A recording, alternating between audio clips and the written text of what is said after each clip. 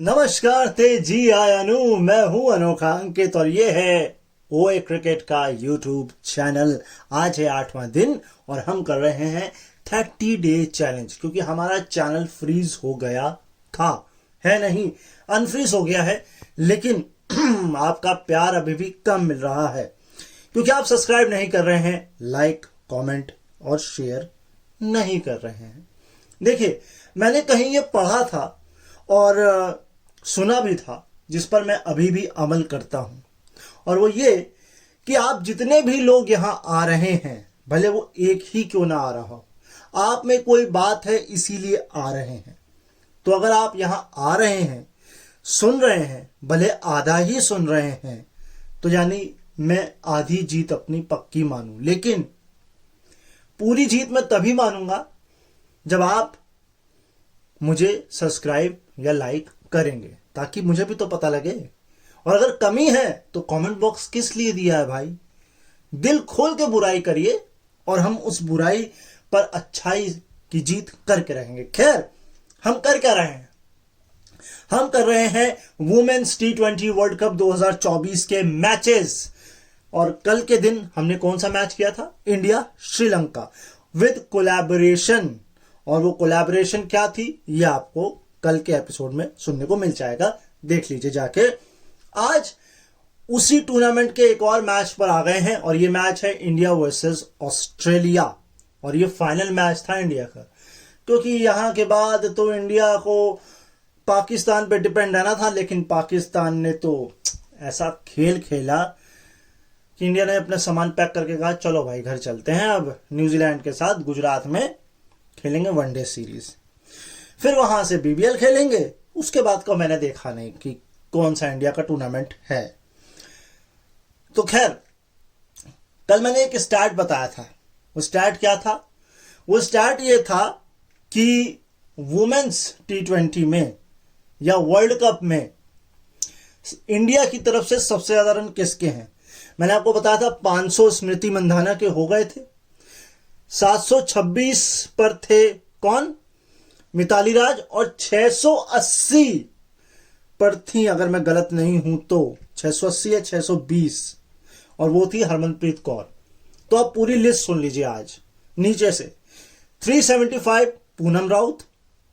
पूनम राउत है कि पूनम यादव है, ये कंफ्यूजन है, मैं भी आपको क्लियर कर देता हूं ये, लेकिन पूनम कंफर्म है क्योंकि दोनों खिलाड़ी खेलती थी। उसके ऊपर है 407 जेमिमा रॉड्रिगेस, 524 अब हो गए हैं स्मृति मंधाना, 726 मिताली राज एंड 726 हरमनप्रीत कौर। तो नेक्स्ट स्टार्ट, और आपको यह भी क्लियर करते हैं कि पूनम राउत है कि पूनम यादव। हाँ तो भाई, पूनम यादव तो बॉलर हैं, तो कौन बचा? पूनम राउत, 375 रन। ठीक है, मुझे 90% श्योरिटी थी, लेकिन अब कंसेक्यूटिव 50 इन इंडिया की तरफ से वर्ल्ड कप T20 में, यानी कि लगातार 50 किस वर्ल्ड कप में किस भारतीय खिलाड़ी ने मारी है वुमेन्स क्रिकेट में? 2 हैं 2008 में मिताली राज, 23 में 2 हैं स्मृति मंधाना, 2024 में 2 हैं हरमनप्रीत कौर। लेकिन सोचिए ना, एक भी बार फाइनल नहीं जीत पाए। चलिए पहुंच तो गए, लेकिन जीत नहीं पाए। खैर कोई बात नहीं, 24 में तो हम नहीं पहुंचे फाइनल में, 23 में भी नहीं पहुंचे, 18 का मुझे नहीं आइडिया है, क्योंकि उस समय मैं इतना वुमेन्स क्रिकेट पर ध्यान नहीं देता था। मेंस पे देता था, वुमेन्स पे नहीं देता था, और कहीं ना कहीं मैं थोड़ा चुनावों में बिजी था, क्योंकि मैं पॉलिटिकल सटारिस्ट हूं या रह चुका हूं, दोनों आप कह सकते हैं। खैर, पांच 50 जो हैं वो हो चुकी हैं वर्ल्ड कप में हरमनप्रीत की, और उन्होंने बराबरी किसकी कर ली? मिताली राज की, 550 वर्ल्ड कप में। अच्छा, बड़ा क्रिटिसिज्म हुआ हरमनप्रीत कौर को लेकर के कि भैया उन्होंने हरवा दिया, रन आउट करवा दिए, स्लो खेला, मैच जीत जाते। और मैं तो कहता हूं दो तीन चीजें थी उस मैच में, ये वाला जो मैच था। एक तो लिचफील्ड को जो आउट नहीं दिया गया। मैं आपको इंसिडेंट क्लियर करता हूं। एक्चुअल में बॉलिंग हो रही थी, और बॉलिंग में क्या होता है, और इस पर बहस भी बड़ी हुई थी। मामला यह था दरअसल कि बॉल फेंकी गई और लिचफील्ड हो गई स्विच, यानी कि अगर वो राइट हैंडेड, वैसे तो शायद वो लेफ्ट हैंडर हैं, लेकिन वो लेफ्ट से राइट हो गई और एलबीडब्ल्यू की अपील हो गई, अंपायर ने दे दिया आउट। लेकिन चूंकि रूल ये कहता है कि जैसे ही हाथ से, जब गेंद हाथ में थी और उस समय अगर खिलाड़ी जिस पोजीशन पे होगा तो वो ही माना जाएगा। तो जब जैसे ही बॉल रिलीज हुई और उस समय वो जिस पोजीशन पे थी, उस हिसाब से बॉल किस पे पड़ी, लेग स्टंप या ऑफ स्टंप के बाहर थी। अगर मैं सही हूं तो लेग स्टंप के बाहर थी। इस वजह से लिचफील्ड बच गई, क्योंकि नहीं तो अगर वो स्विच नहीं करती, क्योंकि बॉल हाथ में थी और वो थी अपनी पोजीशन पे, लेकिन बॉल जैसे ही हाथ से रिलीज हुई उन्होंने अपनी पोजीशन बदली और वो बच गई। थर्ड अंपायर ने नॉट आउट करार दे दिया। तो ये एक कारण था और इसकी वजह से एक छक्का पड़ा आखिरी गेंद में। हम हारे भी शायद 8 रन से हैं, अगर मैं गलत नहीं हूं तो 8 या 9, इससे ज्यादा नहीं है। सो ये एक कारण था। 2 कारण, छक्का आखिरी गेंद में, एलबीडब्ल्यू आउट ऑन फील्ड ने दिया, लेकिन थर्ड अंपायर ने नॉट आउट करार दे दिया because of the complicated rules. लेकिन मैं बात ये क्यों कर रहा हूं, क्योंकि हरमनप्रीत कौर पर लांछन लगाए गए, उन पर आरोप लगाए गए, और जो गलत भी नहीं है। अगर मैं आपको बताता हूं, पहली 25 बॉल में उन्होंने 19 रन बनाए 76 की स्ट्राइक रेट से, लेकिन उस समय जरूरत थी। और अगर जो क्रिटिसिज्म हो रहा है तो 22 गेंद में 35 बनाए उन्होंने। यस, बाद की 22 गेंद में 35, 159.09 की स्ट्राइक रेट से। तो आप या तो ये सोच लीजिए कि आपको शुरुआत में तेज खेलना है या बाद में, और कुछ लोग ये भी कह सकते हैं भाई पूरा ही तेज खेलो ना। लेकिन देखिए, आप यहां से बैठकर बहुत कुछ बोल सकते हैं, लेकिन जब आप जाते हैं ग्राउंड में, खुद खेलते हैं उस सिचुएशन में, तब आपको समझ में आता है कि रियलिटी क्या है। तो मैं क्रिटिसिज्म करूंगा बट एक्स्ट्रा क्रिटिसिज्म नहीं करूंगा। सिचुएशन थी, उन्होंने स्लो खेला। हाँ, ये हो सकता था कि वो 76 की जगह 100 की स्ट्राइक रेट से खेलती तो बात बन जाती। बस अगर इतना सा, बस अगर आपको क्रिटिसिज्म करना है तो आप कर सकते हैं, तो ये बस आप कर सकते हैं। नेक्स्ट स्टैट पे चलते हैं। अब है मोस्ट कंसेक्यूटिव विंस इन T20 वर्ल्ड कप, यानी कि लगातार वर्ल्ड कप में जीत। ये स्ट्रीक ऑस्ट्रेलिया ने 2 बार ली है और इस बार उनकी टूट गई, दूसरी बार भी, लेकिन वो सबसे बड़ी है, वो मैं बाद में बताऊंगा। नीचे से शुरू कर रहा हूं। 2016-18 के बीच में 7 थी वेस्ट इंडीज की, इसके बाद 20 से 23 के बीच थी 7 की इंग्लैंड की, 7 की ही थी ऑस्ट्रेलिया की 2010 से 12 की, और 15 सबसे ऊपर अब, क्योंकि सेमीफाइनल उन्होंने खेला और वो हार गए। 15, 20 से 24 ऑस्ट्रेलिया, और किसने तोड़ी? साउथ अफ्रीका ने तोड़ी। इंडिया 6 जीत भी लगातार नहीं जीत पाए, क्या ही बात है यार। और लगातार 9 बार वर्ल्ड कप में ऑस्ट्रेलिया फाइनल में, सेमीफाइनल में पहुंची है, लगातार 9वीं बार। इंडिया ने 9 क्या, मुझे ये देखना पड़ेगा। जीत का तो समझ में आ गया कि लगातार नहीं जीते हैं। तो देखिए, जब तक आप लगातार नहीं जीतेंगे तब तक आप फाइनल नहीं पहुंच पाएंगे, और फाइनल पहुंच गए तो एक बार पहुंचे हैं, एक बार वो क्रीज ने पता नहीं बल्ला खा लिया हरमनप्रीत कौर का। एक बार शायद हम जनसंख्या देख के डर गए 2020 में, हुए इतने सारे लोग आ गए हमको देखने, ऐसा कैसे हो गया भाई। वैसे भी हम इंडियंस, जैसे मेरी ही बात करूं तो मैं नहीं चाहता कि मेरे को कुछ सुने, मगर ऐसा नहीं कि मुझे ऑडियंस नहीं पसंद है, मतलब वो लाइव ऑडियंस थोड़ा हुआ, मगर मैंने प्ले भी किया एक स्टेज पर, तो मुझे कोई इशू है नहीं। हाँ चलिए, खैर कोई बात नहीं। हम 10.5 या 10.4 पर ही ऑस्ट्रेलिया जो है ऑफिशियली वो सेमीफाइनल के लिए क्वालिफाई कर गया था, लेकिन हम मैच में 12वें ओवर तक थे, क्योंकि 12 ओवर में इंडिया के थे 79 पर 3 और ऑस्ट्रेलिया के थे 80 पर 3, तो एक ही रन का सेपरेशन था वहां पर। लेकिन बस विकेट गिरने की वजह से जो कुछ हुआ सो हुआ। लेकिन इंडियन बॉलर्स को सबसे ज्यादा T20 में किसने आउट किया है? स्मृति मंदाना को नेट साइवर ब्रंट, जो कि इंग्लैंड की है, उन्होंने किया है, और टाइला मैकग्राथ ने किया है शेफाली वर्मा को 5 बार। और यही दोनों हैं जो सबसे ज्यादा बार किसी बॉलर से डरती हैं या आउट होती हैं, क्योंकि और किसी का नाम है ही नहीं, खोजना पड़ेगा। वैसे क्यों डर है? होता है जैसे मिचेल स्टार्क या पैट कमिंस या हेजलवुड, इसमें से किसी एक को विराट कोहली ने सबसे ज्यादा बार आउट किया है। अगर मैं गलत नहीं हूं तो हेजलवुड ही होंगे वो। जैसे मैग्राथ, उन्होंने भी किसी ना किसी को आउट किया होगा। तो खोजिए, कमेंट करके बताइए, मैं आपके नाम से पढ़ूंगा या लोग आपका ही नाम पढ़ लेंगे कि भैया आपको भी थोड़ा बहुत स्टार्ट पता है ना। तो ऐसा है। चलिए आगे बढ़ते हैं। तो भाई 10.2 ओवर में ये टारगेट चेस करना था ऑस्ट्रेलिया से ऊपर आने के लिए, नहीं हुआ। लेकिन न्यूजीलैंड से ऊपर रहने के लिए 139, भले हार भी जाते तो ये तो कर लिया। अब बचा था पाकिस्तान कि भैया तुम जीत जाओ लेकिन वो हुआ नहीं।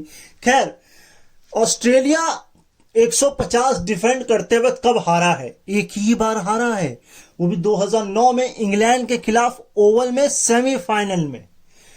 सोचिए, 150 वो बड़े आराम से डिफेंड कर लेता है। क्यों? क्योंकि अगला जो नंबर है वो यही कहता है कि इंडिया भी ये चेस कर सकता है, या उसने जो हाईएस्ट चेज किया है उससे भी ये 1 रन ज्यादा थे। 150 पिछले साल सेंचुरियन में पाकिस्तान के खिलाफ। पाकिस्तान के खिलाफ, अरे खूब बॉलिंग है उनकी, है। लेकिन देखिए, डिसरिस्पेक्ट नहीं कर रहा हूं, उनको अपना खेल सुधारना पड़ेगा।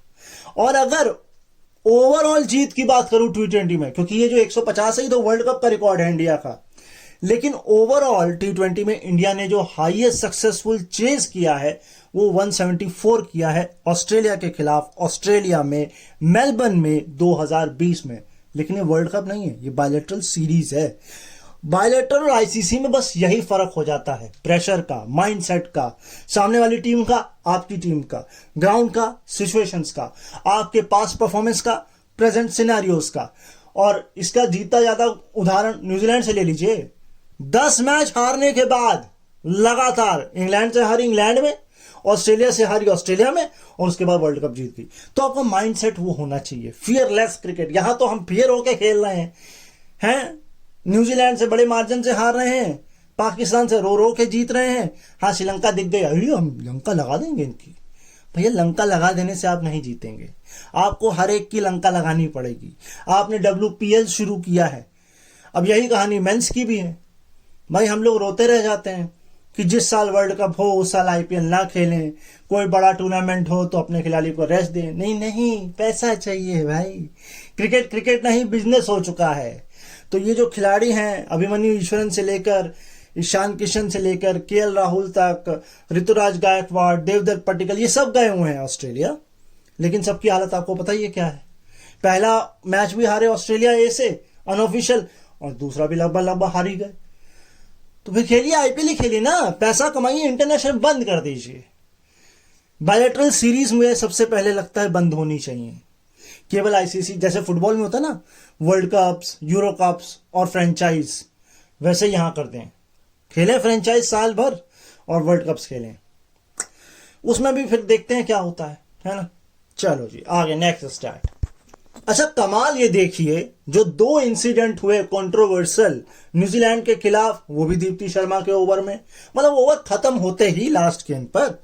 और दूसरी कंट्रोवर्सी वो भी दीप्ति शर्मा के ओवर में, जो लिचफील्ड वाली LBW वाली हुई थी, वो भी। लेकिन एक स्टैट हाथ लगा है बहुत ही यूनिक। ग्रे हैरिस जानते हैं आप? यस, उनकी एक सिस्टर भी हैं, वो भी क्रिकेट खेलती हैं, वो नहीं जानते होंगे आप।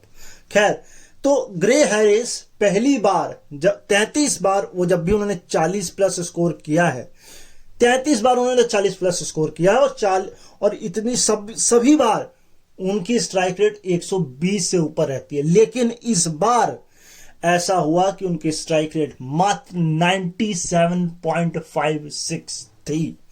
लेकिन इससे भी कमाल की बात, 139 प्लेयर्स टोटल, जिनके कम से कम 1000 रन हैं T20 वर्ल्ड कप में, सिर्फ 2 ही खिलाड़ी हैं जिनकी स्ट्राइक रेट 135 से ऊपर है।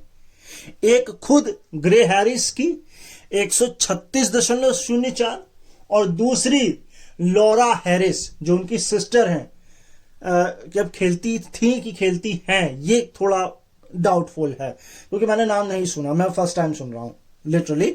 और उनकी स्ट्राइक रेट है 164.34।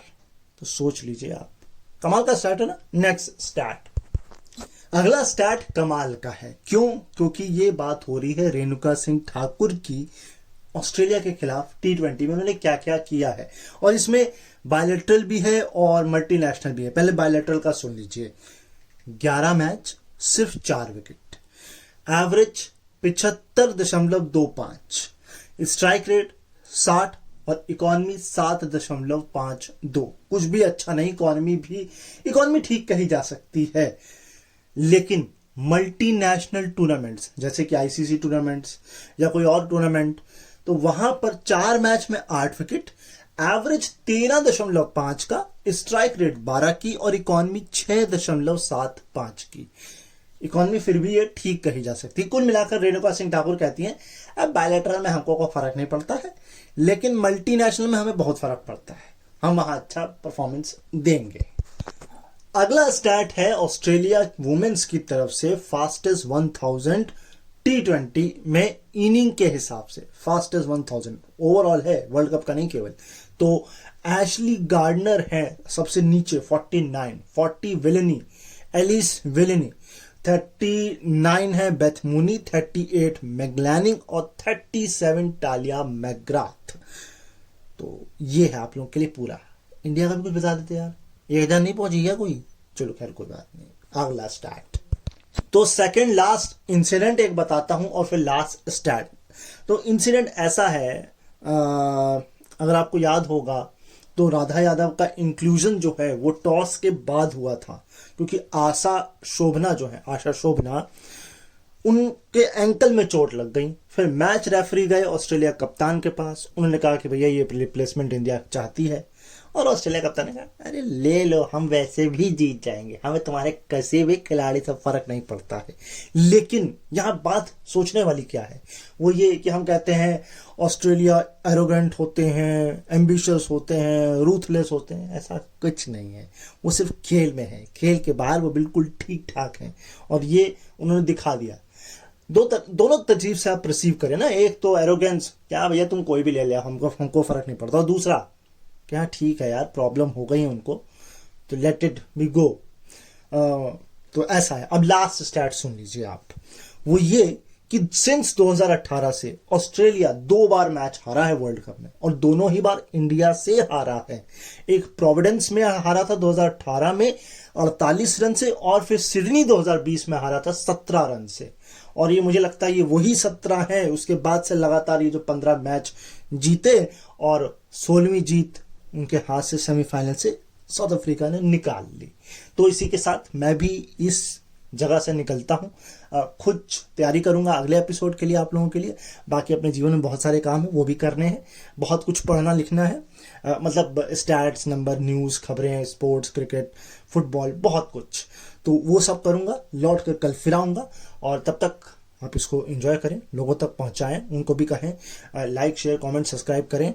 बोल कर मुंह थक जाता है यार, है, उसके बाद भी आप करते नहीं है। थोड़ी मदद करें यार मेरी, है, थोड़ा पैसा मेरी जेब में भी आएगा।